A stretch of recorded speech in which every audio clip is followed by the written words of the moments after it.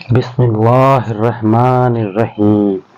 ایک دینار میں جنت لے لو۔ ایک عجیب کہانی۔ ہارون رشید ایک بہت بڑا بادشاہ گزرا ہے جس کی حکومت پوری دنیا پر تھی۔ اس کے زمانے میں بہلول نام کے ایک بزرگ تھے، وہ اللہ کے بہت بڑے ولی تھے، اس لیے ہارون رشید ان کا بہت احترام کیا کرتا تھا۔ ہارون رشید کی بیوی جس کا نام زبیدہ تھا وہ بہت نیک عورت تھی۔ 24 گھنٹے قرآن کی تلاوت۔ زبیدہ نے اپنے محل میں ایسی 1000 نوکران رکھی ہوئی تھی جو قرآن کی حافظ تھیں اور قرآن کی تلاوت کے لیے ان سب کی ڈیوٹی الگ الگ شفٹوں میں لگی ہوئی تھی، جس کا نتیجہ یہ ہوتا تھا کہ محل کے 24 گھنٹے قرآن کی تلاوت ہو رہی تھی۔ اس کا محل قرآن کا گلدستہ لگتا تھا۔ ایک دینار میں جنت۔ ایک دن کی بات ہے کہ ہارون رشید اپنی بیوی زبیدہ کے ساتھ دریا کے کنارے ٹہل رہے تھے کہ ایک درگاہ بزرگ دانا بہلول کے بیٹھے ہوئے دیکھا۔ دیکھتے ہی ان سے سلام کیا تو دانا بہلول نے جواب دیا۔ بہلول اس وقت مٹی کا گھرودہ بنا رہے تھے۔ ہارون رشید نے پوچھا کیا کر رہے ہیں؟ بہلول نے جواب دیا ریت کا گھر بنا رہا ہوں۔ ہارون رشید نے پوچھا کس کے لیے بنا رہے ہیں؟ بہلول نے جواب دیا جو اس گھر کو خریدے گا میں اس سے دعا کروں گا کہ اللہ تعالیٰ اسے جنت میں گھر عطا فرمائے۔ ہارون رشید نے پوچھا اس گھر کی کیا قیمت ہے؟ بہلول نے جواب دیا صرف 1 دینار۔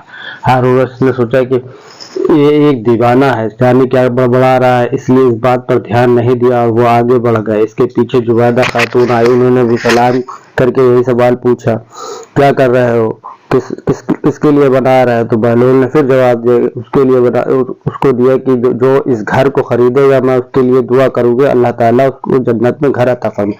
قیمت پوچھنے بہلول نے 1 دینار بتایا تو زبیدہ نے 1 دینار دے کر کہا میرے لیے دعا کرنا، اور پھر وہ آگے بڑھ گئے۔ جنت میں زبیدہ کا محل۔ رات کو جب ہارون رشید سویا تو اس نے خواب میں جنت کے حسین منظر دیکھے۔ خوبصورت جھرنے، ہرے بھرے باغ اور اونچے اونچے خوشنما محل بھی تھے، اور ان محلوں میں ایک محل ایسا بھی تھا جس پر زبیدہ کا نام لکھا ہوا تھا۔ ہارون رشید نے سوچا کہ میں دیکھ تو صحیح میرا بیوی کا گھر کیسا ہے، لیکن اس سے پہلے کہ محل میں داخل ہوتا محل کے ایک چوکیدار نے اسے روک لیا۔ ہارون رشید نے کہا اس محل پر میری بیوی کا نام لکھا ہوا ہے، یہ میری بیوی کا ہے، اس لیے مجھے اندر جانا چوکیدار کا نہیں ہے۔ قانون الگ ہے کہ یہاں جس کا نام ہوتا ہے اسی کو اندر جانے کی اجازت ہوتی ہے، اس کے علاوہ کسی اور کو نہیں۔ جب چوکیدار ہارون کو پیچھے دھکا دیا تو ہارون کی نیند کھل گئی۔ جاگنے پر اسے یقین ہو گیا کہ بہلول کی دعا زبیدہ کے حق میں قبول ہو گئی، اور خود پر افسوس کرنے لگا کہ میں اپنے لیے ایک گھر خرید لیتا تو کتنا اچھا ہوتا۔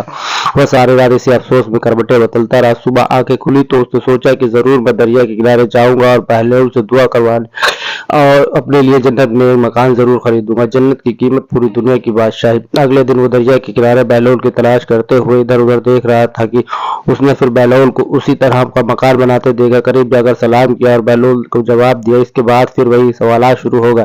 ہارون رشید نے پوچھا کیا کر رہے ہیں؟ بہلول نے جواب دیا ریت کا گھر بنا رہا ہوں۔ ہارون نے پوچھا کس کے لیے بنا رہا ہے؟ بہلول نے جواب دیا جو اس گھر کو خریدے گا میں اس کے لیے دعا کروں گا کہ اللہ تعالیٰ اس کو جنت میں گھر عطا فرمائے۔ ہارون رشید نے پوچھا اس گھر کی کیا قیمت ہے؟ بہلول نے جواب دیا اس کی قیمت پوری دنیا کے بادشاہ تھا۔ ہارون رشید نے اتنی قیمت تو میں نہیں دے سکتا، لیکن کل تو 1 ہی دینار کے بدلے دے رہے تھے اور آج پوری دنیا کی بادشاہت مانگ رہے ہو۔ بہلول نے کہا بادشاہ سلامت، کل بنا دیکھے کا معاملہ تھا اور آج دیکھا ہوا معاملہ ہے۔